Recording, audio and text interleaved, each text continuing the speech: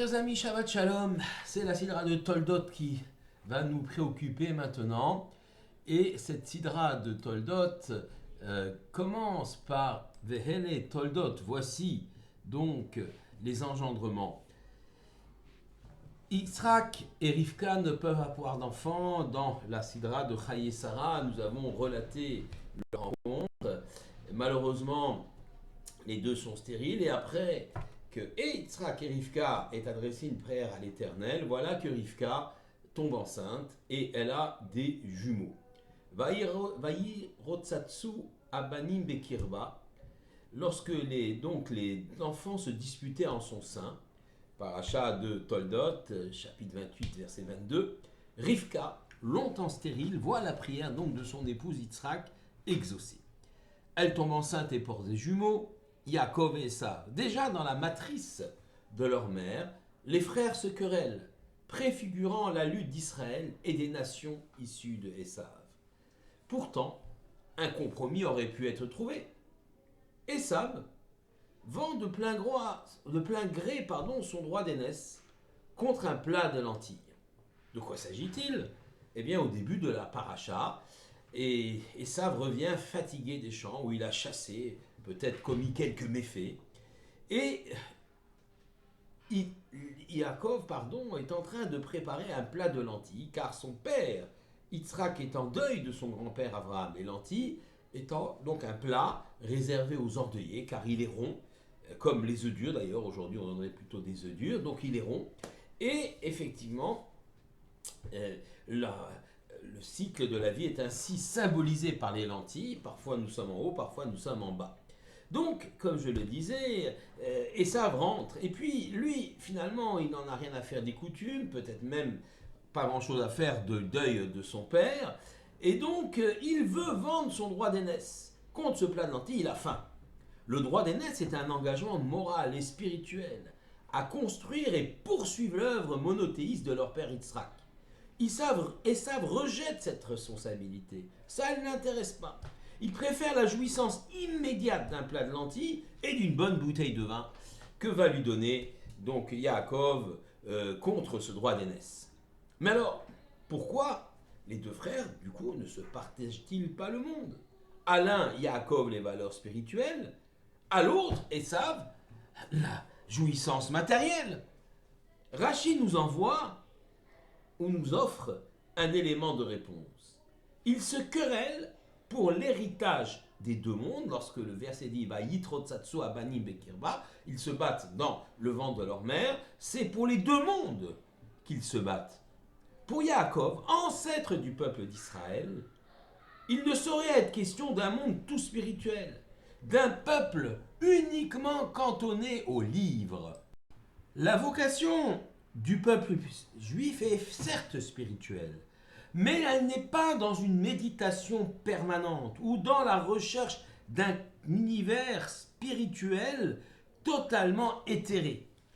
Le peuple juif a reçu une terre en héritage, Eretz Israël, pour construire une société humaine dont les principes sont ceux de la Torah.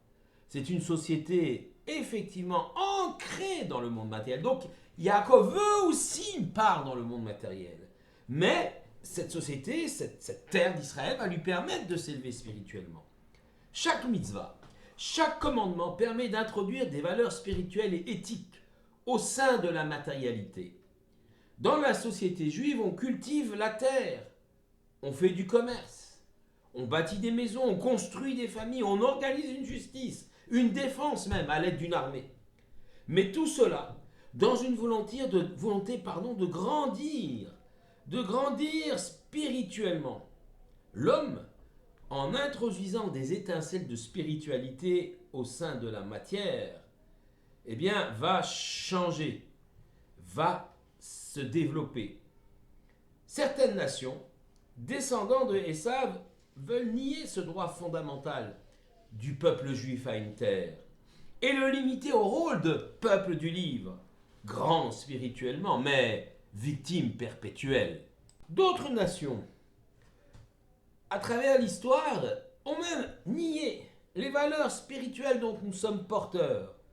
Elles ont affirmer que nous aurions falsifié un texte, falsifié les textes de la Bible, niant la vocation spirituelle d'Israël.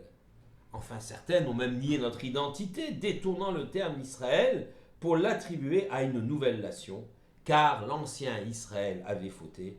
C'est la théorie que les chrétiens ont portée pendant longtemps jusqu'à Vatican II, que l'on appelle Vérus Israël. Les nations également revendiquent donc une forme de spiritualité. Ils veulent habiller leur soif de matérialité par une sorte de vêtements, de couverture spirituelle.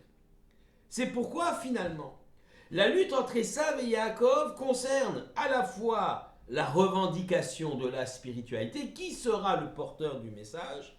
C'est une lutte qui a été forte durant toutes les années d'exil du peuple juif, où les deux autres grandes religions monothéistes ont essayé d'opprimer ou de s'accaparer l'identité d'Israël. Et puis c'est une lutte aussi pour le monde matériel, tel que nous le voyons aujourd'hui, où les nations nient à Israël le droit d'avoir une terre, la terre d'Israël, qui est pourtant essentielle pour la vocation, la survie, la vie et la vocation du peuple d'Israël. Toutes ces initiatives d'annihilation spirituelle du peuple juif s'ajoutent au pogrom, au génocide, à la Shoah. Et pourtant Israël est toujours là. Fidèle à son créateur et à cette Torah, à sa Torah, déjouant tous les pronostics macabres sur sa disparition.